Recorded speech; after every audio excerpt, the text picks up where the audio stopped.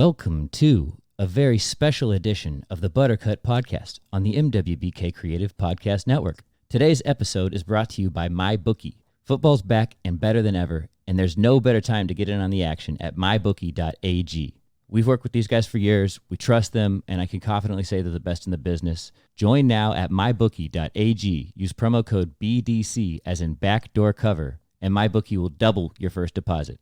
Again, that's mybookie.ag. Promo code BDC, and MyBookie will double the amount that you put into your account.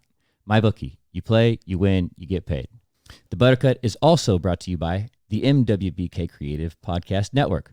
Our sports podcast, Backdoor Cover, has gone all in on football. We're recording an NFL Week 1 preview pod this evening. We've got a college football Week 2 preview coming out later this week. We'll be doing Sunday morning episodes recapping Saturday's action of college football. There's going to be a ton of great stuff. Check us out, Backdoor Cover Podcast. All right, let's do this.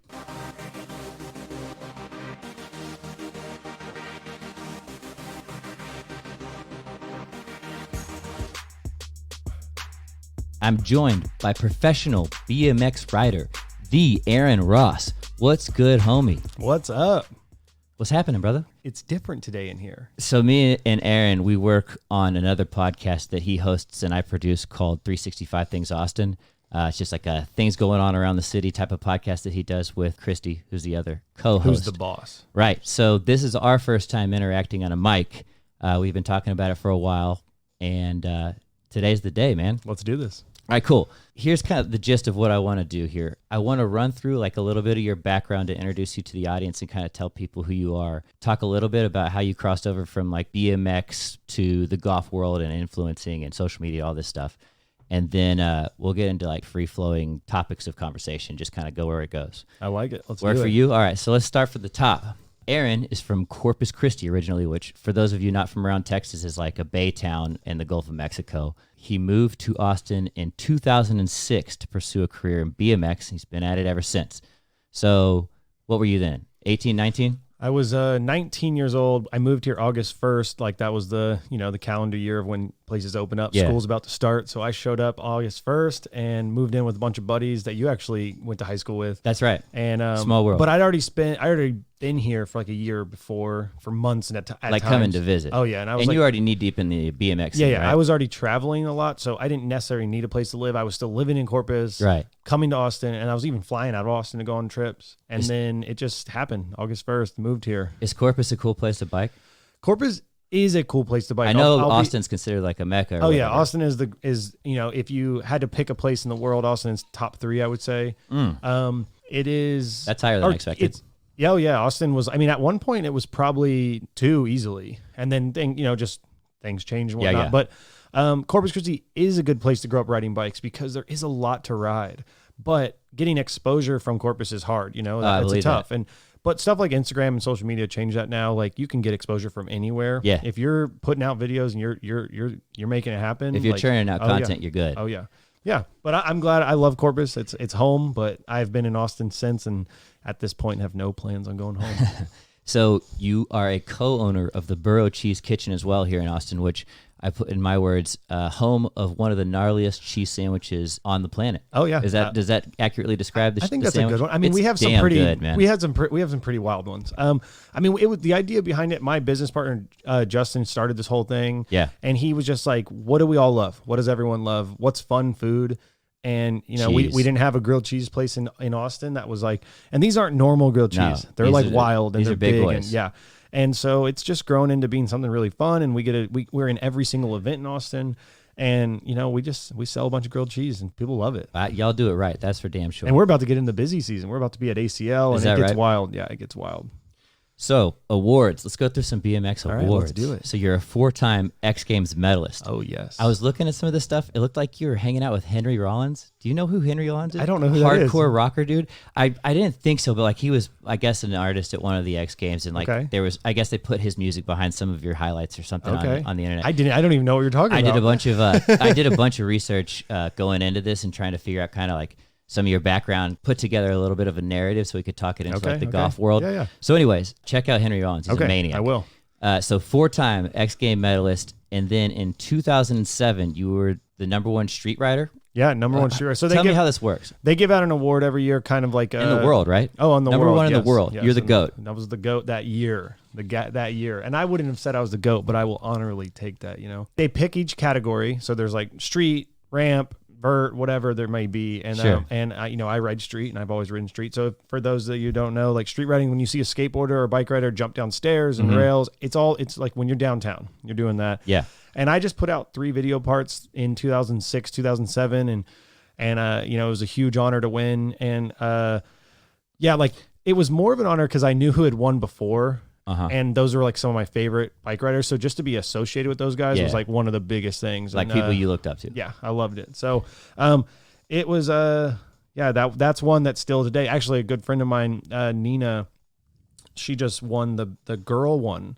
Okay. And this week, this is the first time they're giving the girl one out, and my friend Nina, who lives in Austin, gives it out. And we were there yesterday, and it was cool just to see. There's 3 of them in Austin now, or maybe 4. There might be 4 in Austin now. So that's a pretty good amount of like number one riders live in this city. Was it like a ceremony? Yeah, well, she wasn't going to make it to England for the ceremony because she has some other trips going on. Yeah. And so we did like a surprise. They sent the cup here, and we did like a big surprise party. So Austin is home of a couple of those things. I was imagining it like at the Open Championship when like a previous winner's there and they're announcing him on the first tee. They're like, and 2007 winner of the number one street rider, Aaron Ross. Yes, I'm here. Did they give you any sort of announcement? Well, they'll do it when you do it. You know my buddy Devin. Yeah. So when I won in 2007, it was pretty funny. Like I'm pretty nervous. I wasn't ready. I didn't really think I was going to win. I was excited to be nominated. And I'm standing next to Devin, and they're putting up the showing who's nominated on the screen. Yeah. Did you know like beforehand? Yeah, you knew you were nominated, but you didn't know. But as it comes on, winner. No. And Devin's hammered. Devin like rips my shirt off. They haven't even announced anything. Devin rips my shirt off. Okay, where are you? We're in Las Vegas at the Hard Rock Cafe. That sounds like an appropriate Hard Rock place. Hotel. Yeah. And so Devin rips my shirt off, and so I look over, and I'm like, and then they announce my name. And now I have no shirt on, and I was like, I gotta get a shirt. So Devin takes his shirt off. I put on Devin's shirt, and as soon as I get the shirt on, Devin rips his own shirt off me. So just like ruins the shirt. So then I go to the next. Sounds dramatic though. Yes. It's a good introduction. It was good. And then I look over at my team manager, and I'm like, you got to give me a shirt. So he gives me a shirt. And this whole time I'm trying to walk to the stage, as soon as I put the shirt on, Devin rips the 3rd shirt off, and I'm just on stage shirtless. So he's your wild card buddy. Oh yeah. He was at the time. It's one of the things about that night that I don't drink or anything. I definitely didn't drink that night. And so I was like, okay, Devin. He was like, man, I don't know why I ripped off 3 shirts, but it was a good time. Alcohol. Yeah. They'll do it. They'll do it. And Vegas, Vegas is wild. Ugh. Vegas is painful. I've got a couple other accolades here. 2011 Worldwide Rider of the Year. Yes. What is that? What's different between number one street rider and worldwide rider? They're kind of the same thing. Yeah, Worldwide just different publications was or what? Yeah, different publications, different they go about getting that information. So the Nora Cup is voted on by your peers. It's like voted on by other guys who are qualified to get on the voting list. Okay, The cool. other one is kind of like, it can be an internet thing. It can be like a voting process. Like it's a bunch of kind different of like things. an Associated Press, or it can be like people who are writers. Yes, exactly. Or it's not even a voted thing at all. It's just like, hey, we run this magazine and we see you doing stuff, and we're gonna appreciate it. And that one was cool because that was actually a really big surprise. Not that they're all a surprise, but that one I was like, oh, this is cool. And so yeah, that one was cool.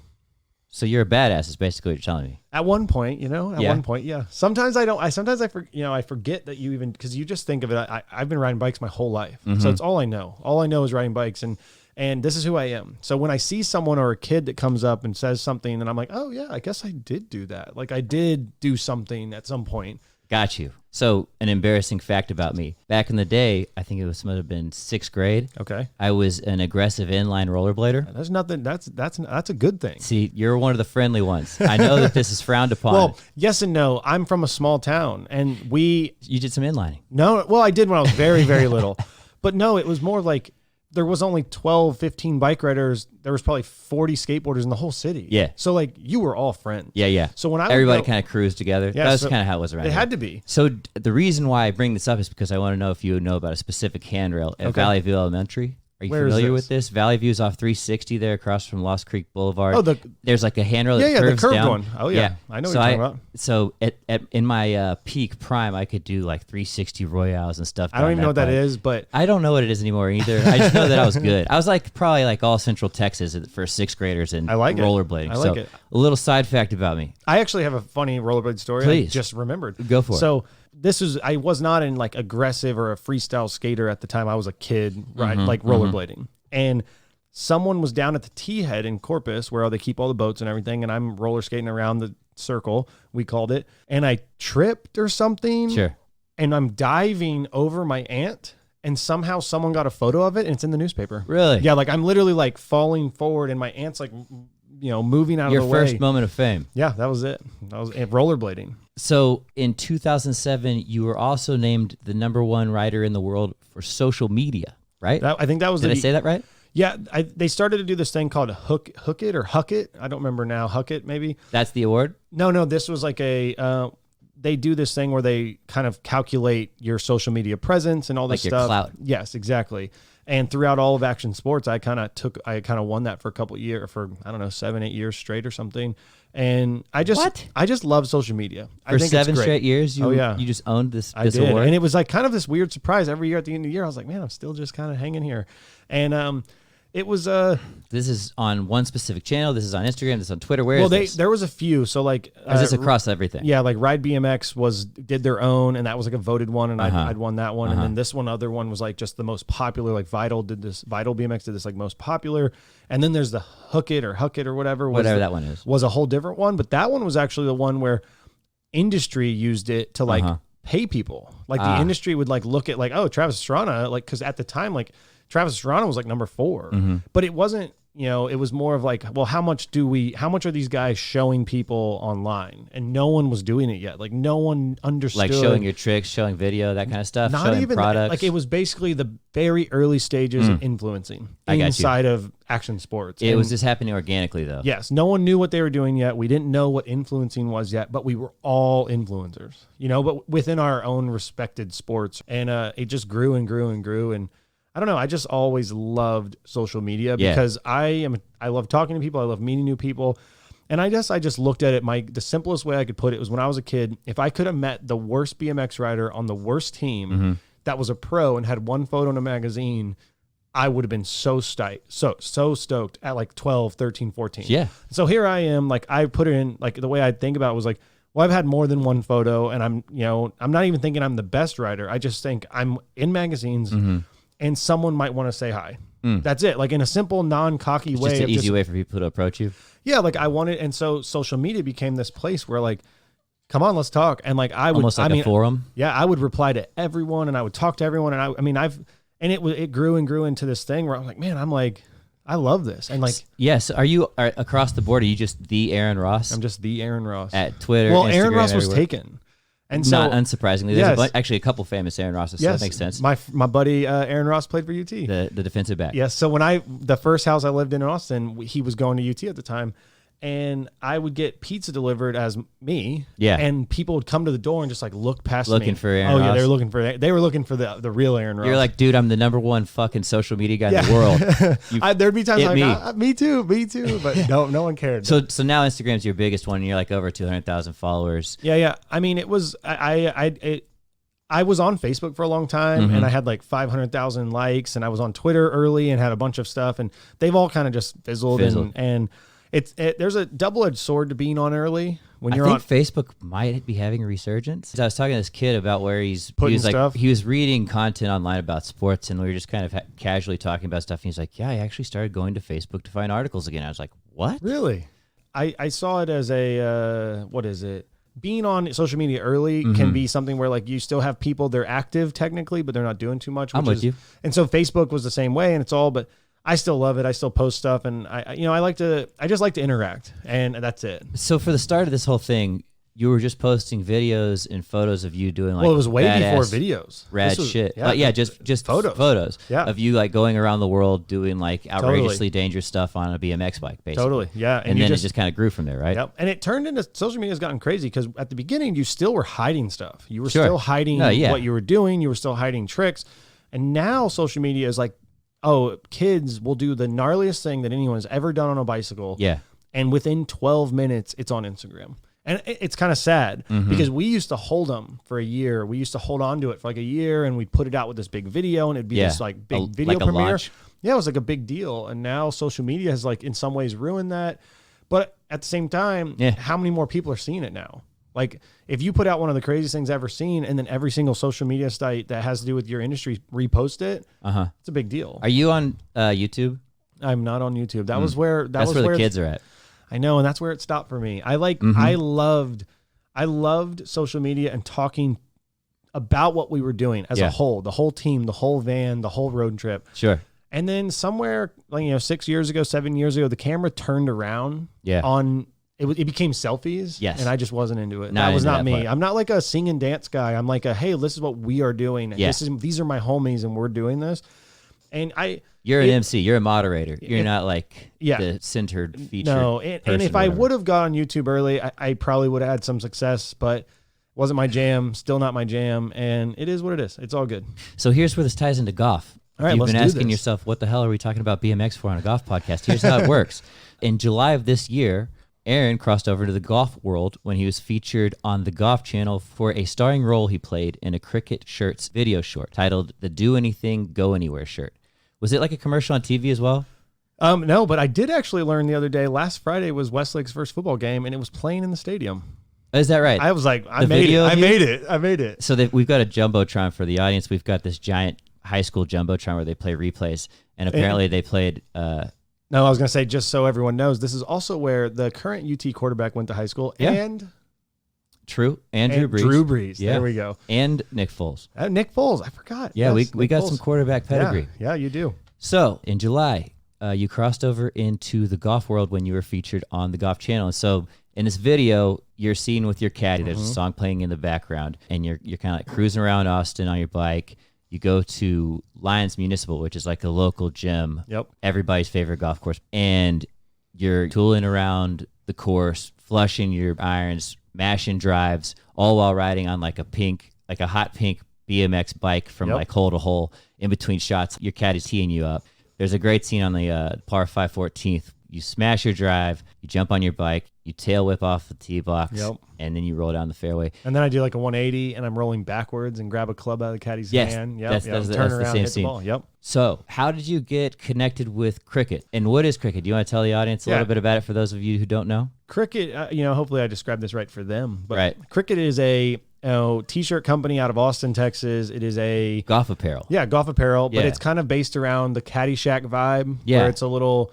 It's kind of like we're kind of preppy, we're kind of serious, but we're kind of really chill at the same time. You don't take yourself too serious. Yeah, and I've been a fan of them for a long, long, long time. This was not because of the video. I'd become friends with the owners. I actually play on a baseball team in Austin called the Texas Playboys, and they were a sponsor of the Playboys, and I met Hobson through that. So before we gloss over that, because this is too fucking cool. Okay. You play like on an old school sandlot style baseball team called the Texas Playboys, and it's like a bunch of like old Austin kind of semi-celebrities and kind of just people who are people in Austin play on this, and that's awesome. And I love that. So yes, I've learned more and more about it over the years. I think I've been on for 4 to 5 years. Because you are a Playboy. I am now, yes, but I also am like, I'm still blown away about some of the guys that are on the team. It's guys that like are some of the older guys, or some of the guys that are responsible for what Austin is today, and they've built some of the stuff that makes Austin what it is. And then there's some younger guys that are currently making Austin, putting Austin on the map. So it's pretty cool.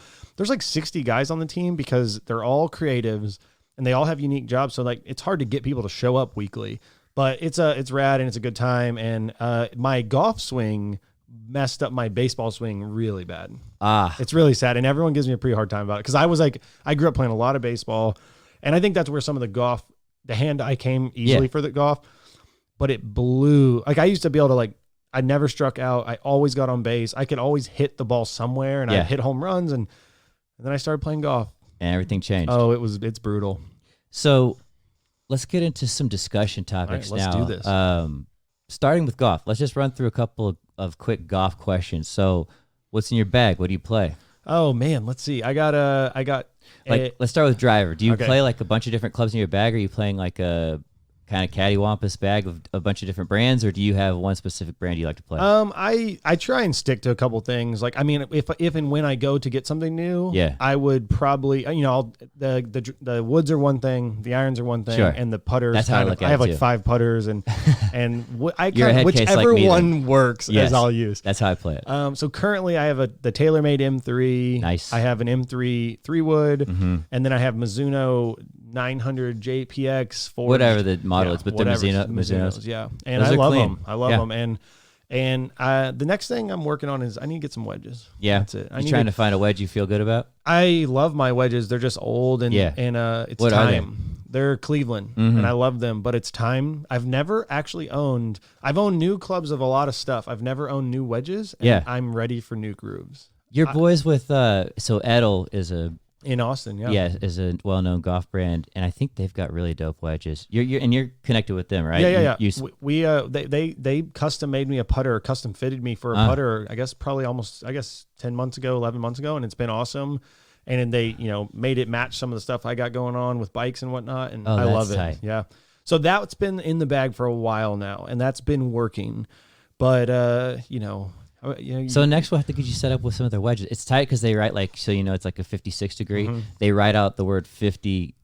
I like how that kind of is presented on the club. They do a good job. They're they're artists over there. That's the cool part about like golf clubs and metalwork is it's all up to whatever you think. So you might be into one company and you might not like the next company's look. Right. It doesn't mean that someone else doesn't. It's all art. It's whatever your eye likes, it's which is cool. Yeah, totally. It's personal perspective. So other golf companies that you've worked with or that you like, have you done any other work with anybody besides cricket? I've not done necessarily more work, but I've become friends with some guys. Like I really liked he's because you're just kind of getting yourself instituted into the golf community and like getting a little bit more on social media, doing that kind of stuff. Totally. So you're meeting new people. I just appreciate stuff, and so I just like to follow, and I like to better understand the sport. Yeah, and I like to also support people that are following their passion, which is something I know a lot about, and so I'm not necessarily trying to get into the golf world. I'm just trying to support people that I think are doing cool stuff. And talking about putters, there's a guy in Dallas that's doing some cool stuff with Tyson Lamb. Like he's become someone that I've become friends with online. Yeah.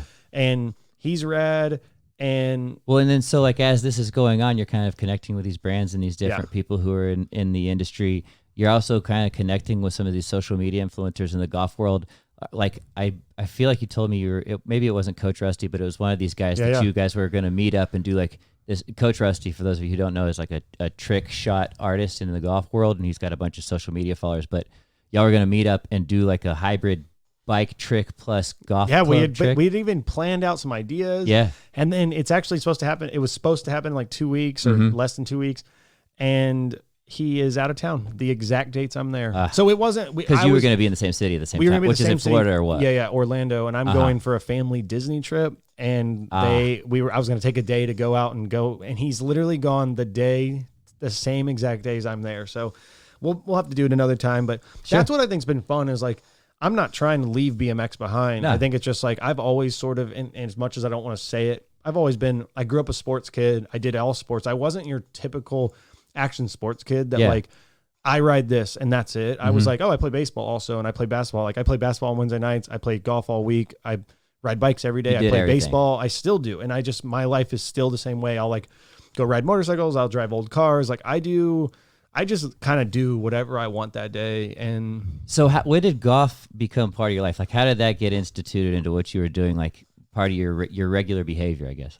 So about, maybe 10 years ago, and I still don't, it's hard to say that I started golfing 10 years ago, but I started started going swinging clubs occasionally. Yeah, we would go ride bikes all day, and then we'd end up at Pitch and Putt downtown, which is a little par 3 course. You hit off mats, and my buddy Devin and I just were we go film, ride bikes. The same guy that ripped your shirt off a bunch? Same guy that ripped my shirt off. And so we just started going every other day or so, and we'd pay our $10, hit some golf balls, and go home. It's funny you say that you had downtime after you were doing your kind of your professional stuff for BMX. You had downtime, you filled it with golf because it just kind of fit in. It wasn't too extreme of a sport. You could play it casually.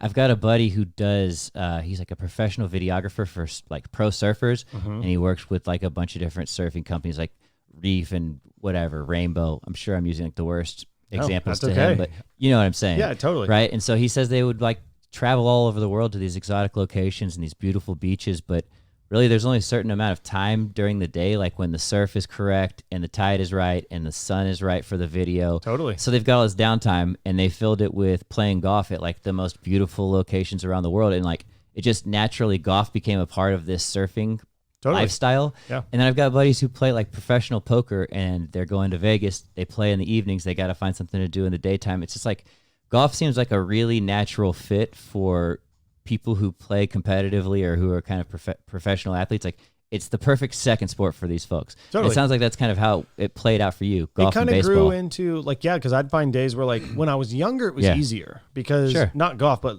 like riding BMX, because we would sleep till 2:00 in the afternoon, wake up, you'd ride bikes for the last 4 or 5 hours of the day, and then you would just kind of go about your night and you'd stay up all night. So like we were using up daylight while sleeping. As I got older and we started, you know, my day started at 10 to 9. You started drinking coffee. And like you're like, oh, well, you can ride bikes 8 hours a day, but not every day. And that's hard on your body, and that's tough. And I mean, you're falling down, you're getting hurt. Ugh. So that's where golf started to grow into like, hey, this is kind of nice. I can do this in the morning and then I can go do that, or like vice versa. Yeah. And it actually was like, I'd been playing a little bit, but I probably hadn't played golf in 4 years, 3 years until I met my wife. And when my brother-in-law, my now father-in-law, now brother-in-law, now father-in-law, they were more of a traditional sports family. And so that's when I started playing basketball again and stuff like that. And they were like, yeah, we play golf every week. Do you want to come out? I was like, yeah, sure. I own golf clubs. Like I now had owned a set of clubs, and I'd probably played like serious golf 20 times, maybe at the time in 6 years. Like I had never, I mean, it was like and you know how that is. Like you get psyched, you get into it. Yeah. So the first 2 months I went like 7 times. Sure. And then 3 times over the next year, you know, like, and it was over. And then and eventually you get into the habit. You've got these things that are happening in your life. Totally. You've got time, and it actually fits into the mold. Well, and then I started going out with the family, and I was just like, man, okay, this is fun. I love this. I love being out here. I think of it as a walk in the park. Like, I don't think of it as like, I'm just kind of chilling. Yeah. I enjoyed actually. Well, I didn't like walking at first because my body was pretty beat up. Yeah. But I would imagine you get banged up riding BMX bike. I was beat, and like, it was hard. Like I would be driving the cart next to my, 55-year-old father-in-law who's like walking the course. Yeah. And I was like, yep, can't do it. And I'm a walker. I couldn't do it. I mean, I really couldn't. And then one day I just started being like, okay, like I'm going to get a push cart, and I'm doing this. Yeah. I'm no longer, and like, that's probably one of the best things I've ever done for my body. I don't think of it as like something where I'm not necessarily in better shape because I'm walking the golf course. My body is in better You're working like in consistent motion, which is, it's not like it's hard work, but it does certainly like keep your heart rate up. I mean, this is exercise. Some knee surgeries, some ankle surgeries, and then also like the doctor at one point is like, you've probably broke your ankle 25 times or something, but you don't know because you're just rolling it. Like I didn't get a cast 25 times, but he was in there and he was like, between the two of them, not just the one. Sure. And so like walking on the like, a little bit of mound here, a little bit of this, a little slant, like it hurt. Yeah. It hurt bad. And like by hole 5, I was like limping and it was brutal. So you've worked your way into it. Oh yeah. Now I prefer to walk. I play better golf when I walk. It is so damn hot though. It's tough, man. Like I'll usually hop on a cart like after 12. Yeah. You're like, I'm out. 105 degrees. Does your dad walk? Yeah. But he has like a cart bag. Yeah. Yeah. But he's kind of doing a little bit of riding these days until it cools off a bit. Right. And it's nice. I mean, I played around the other day by myself at Lions. I saw your dad. We talked for a minute. Yeah, he's probably marshalling. Yes, he was. And he was, and I played in like an hour and 25 minutes. Jesus. I played 18 holes. Like That's it was insane, just like, but there's literally no one out there. Yeah. It's because it's 110 and I just zipped through. Yeah. And I picked up some balls and whatnot, but I mean, I played 18 holes and without keeping score and whatnot, but like, I did it. We played 3 on Sunday and it was like 110 degrees and there was not a soul on the course. And we just ripped through. I think it was like a 2-hour, 45-minute, 3-hour round. Yeah. And I got home. My girl was like, what are you doing here? You're here like, 2 hours early. Yeah. So I think it just grew into something I loved. And, now I just I've always enjoyed being active. And so it was a new way to be active without having to, because everything I'd ever done. It's not that much of a burden on your body. No, it's not. It is a burden on your brain and your soul, but it can be. But I enjoy it, and it's grown into something that I think it's great. And it's kind of the same as, golf is weird because I never could ride bikes by myself. It was never something fun. BMX to me and all sports. Like you needed people to like be talking about the trick you're going to do or whatever. It's about being with my friends. It always has been. It's like collaborating. And golf started that way. So I started going with my family, and then I met some guys at the golf course, and they became my friends. And so we became it became part of this, like, oh, I'll see you guys next week. I'll see you tomorrow, whatever. And then it's a community. Now I enjoy it at a different level. Like I can walk by myself and just kind of get out there and like listen to a podcast or whatever. It's really nice actually putting on some earbuds and go down there and I enjoy it. So let's get into BMX a little bit. I want to understand a little bit more about what it's like being a professional BMX rider and kind of like what's basically involved with it. So like let's start from that question right there. What does it take to become a professional BMX rider? And like, what's involved? Like, what officially tipped the scales and turned you pro? Like your first paycheck, or like how does that I guess work? it'd be technically a paycheck or like a placing in a contest. I was pretty young. So in the beginning, you're doing contesting and getting notoriety for yourself. So picking up sponsors. I'd been on a couple little trips in my senior year of high school. Like I got invited, and I'd been able to go, and then I got invited on like a big trips around Texas. Trips around Texas. Yeah. I went to a place I went to Canada for a big contest. Oh, damn. And then my senior year, I got asked to go on this trip called Road Fools. It was a play on real world Road Fools or whatever, and it's a BMX trip and it's famous. I got invited to go on Road Fools 14. What do you do? Like a bus somewhere? Yeah, you get in a tour bus with a bunch of your homies and use bike. Well, it was me and Chase Hawk, who's also from Austin. Is he Tony Hawk's kid? No, he's not. But okay. Chase is, he's a legend BMX rider. Also, we're 7 days apart, and we're the kids. Like age, you mean? Oh, it's 7 days apart age. Okay. And we just both get invited. Like Texas had a big scene for a while in 2005, 6, 7, and still does. But it was a big, like guys were coming out of here. So, anyways, we get to go on this trip with our idols, not just like all the best riders. Oh yeah, like to get invited on this trip is a big deal.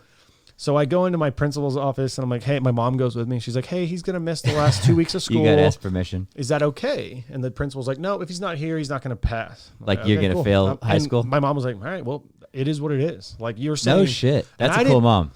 My parents were awesome, very supportive, but I also knew like I liked school. Not that I was the greatest student, but I loved going to school. I think it's part of the like social media. I want to see people. Yeah, I like it's talking to people.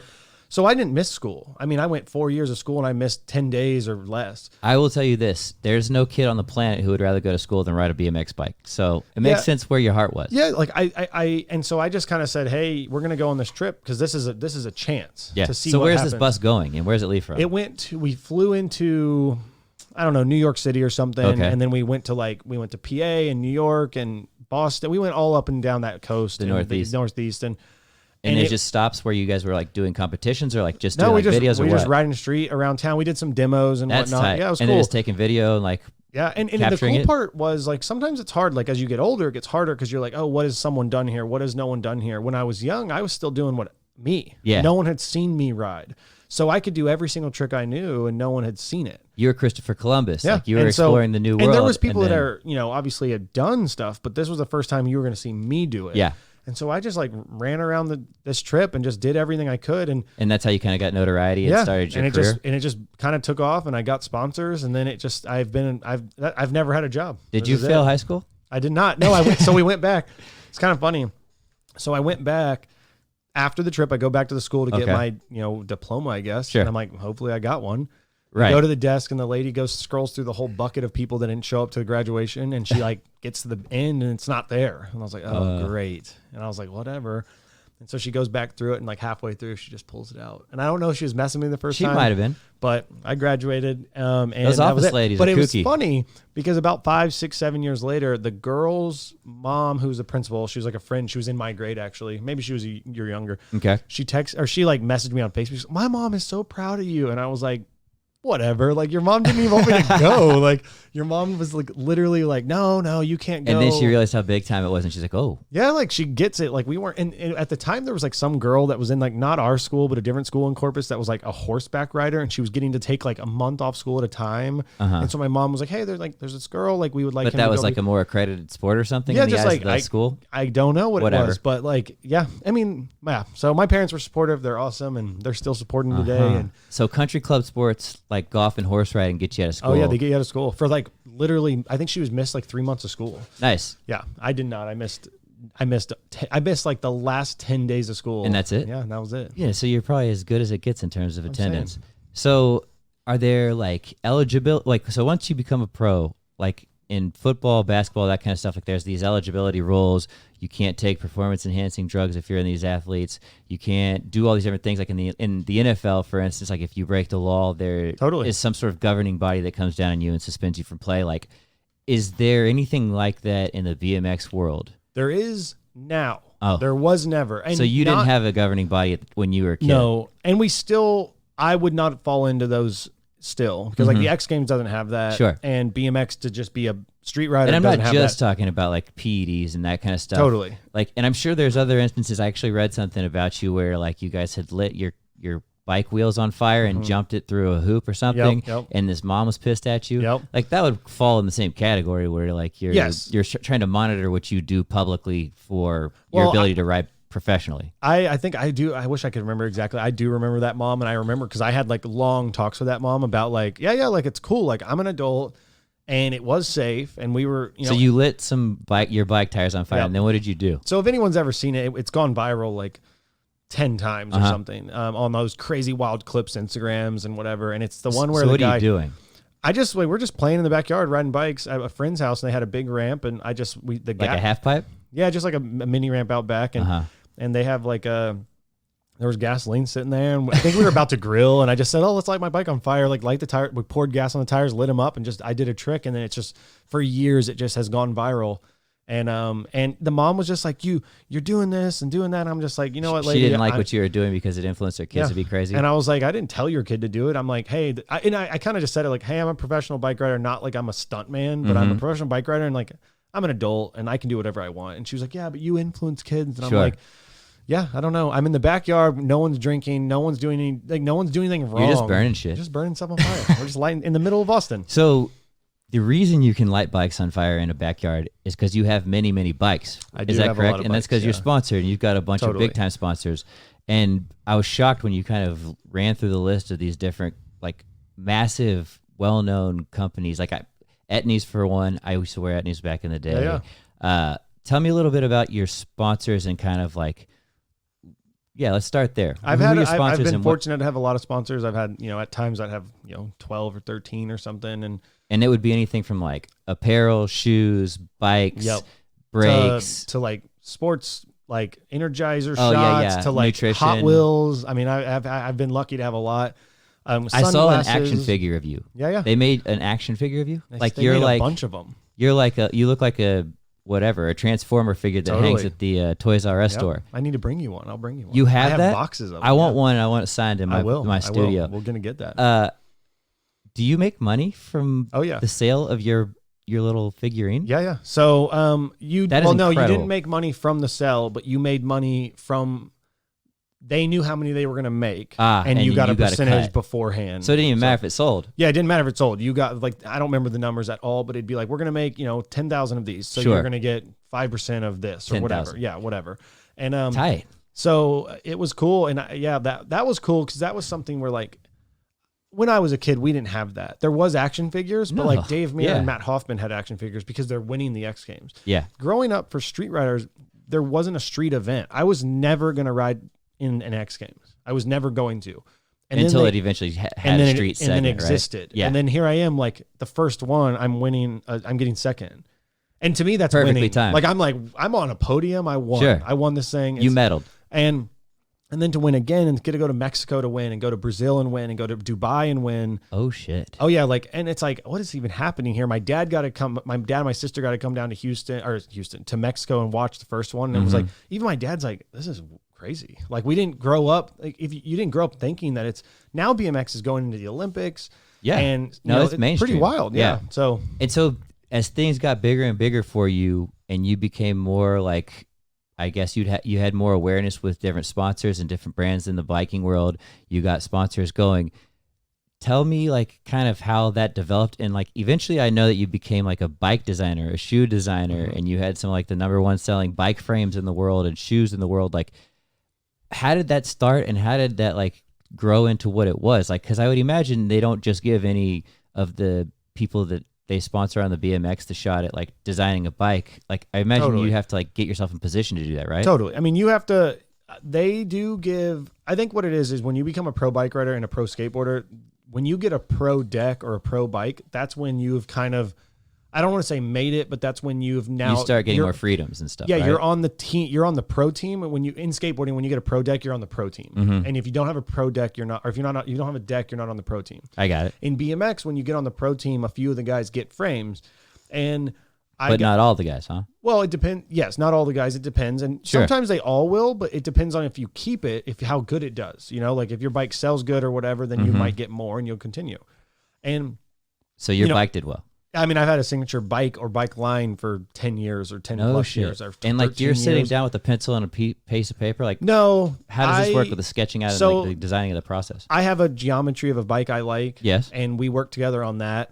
I'm like, hey, I like this. Describe what you like, and then somebody who's an architect. But then someone who is engineer does it. Designs the bike and designs the tubing, makes it strong, makes it pretty, does all that. And I'll give opinions of like, oh, I don't really like this, weld here. Let's put it here or whatever.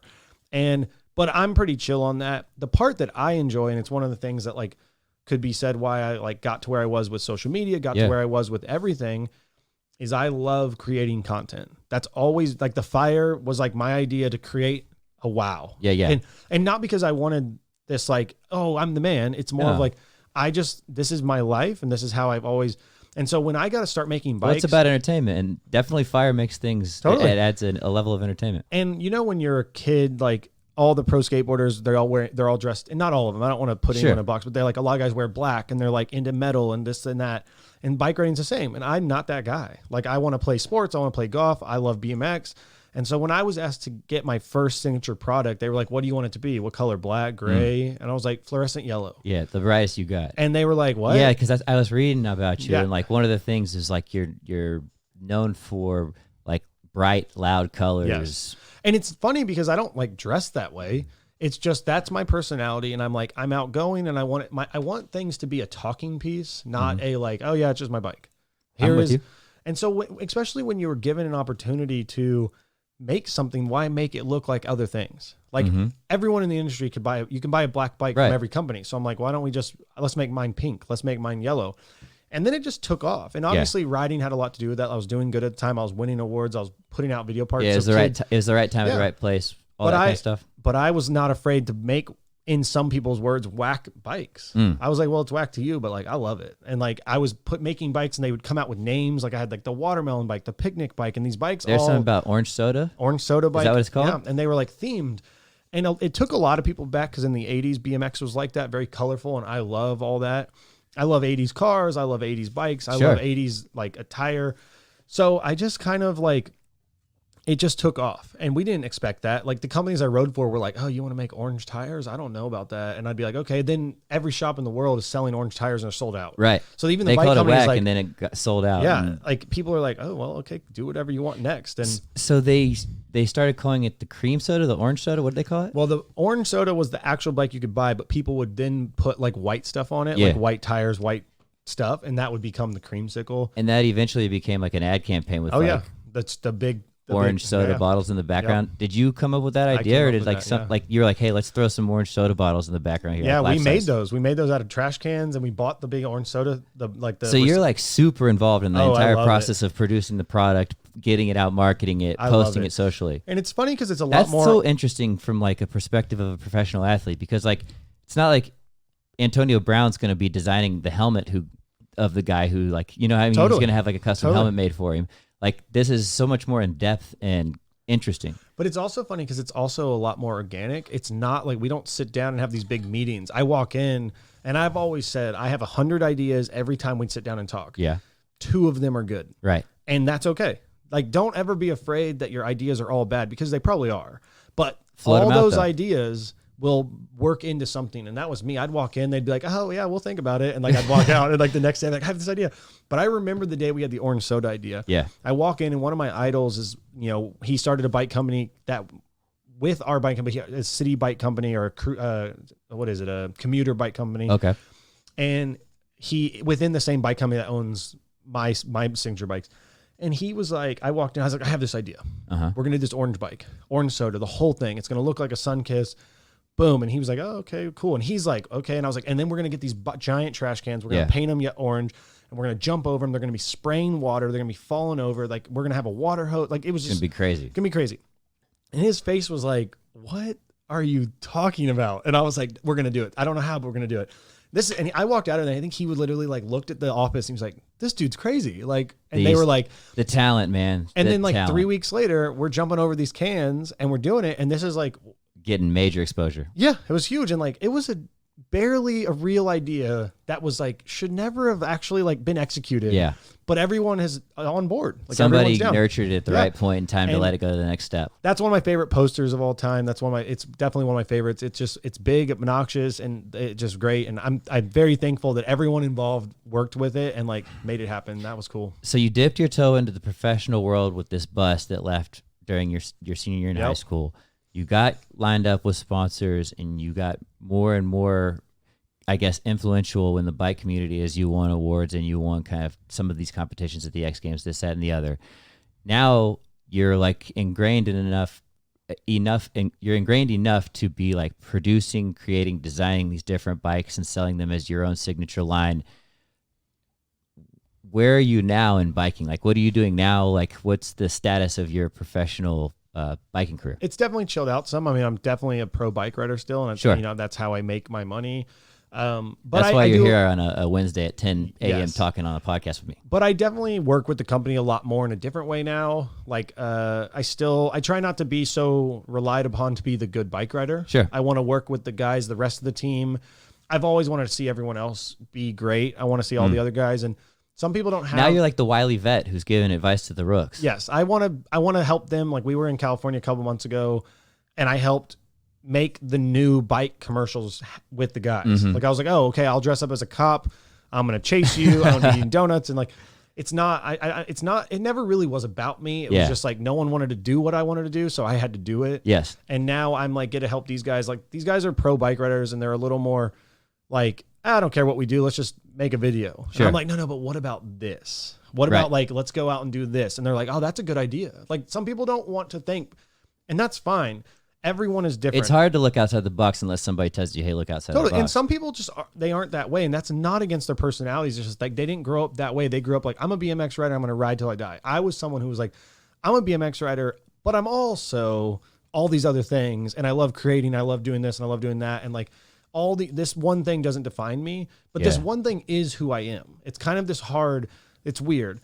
And so I've really enjoyed being to work with those guys and getting to go on trips with all the younger guys. And like, I just love being there to watch. I don't even have to like do a trick anymore. Right. I just enjoy being there. And obviously when you find yourself in a position being out on a road trip or whatever, you're still going to do tricks. Right. There's nothing, it's in you. It's in your blood. It's in you. Like, there's nothing you could do to stop it. So I think the next phase for you is to create the signature Aaron Ross wedge. Yes, I do need some wedges. I definitely could use. Some. We need to parlay what you've done like previously. We've got a resume of experience here. Now we just need to get a golf brain on board.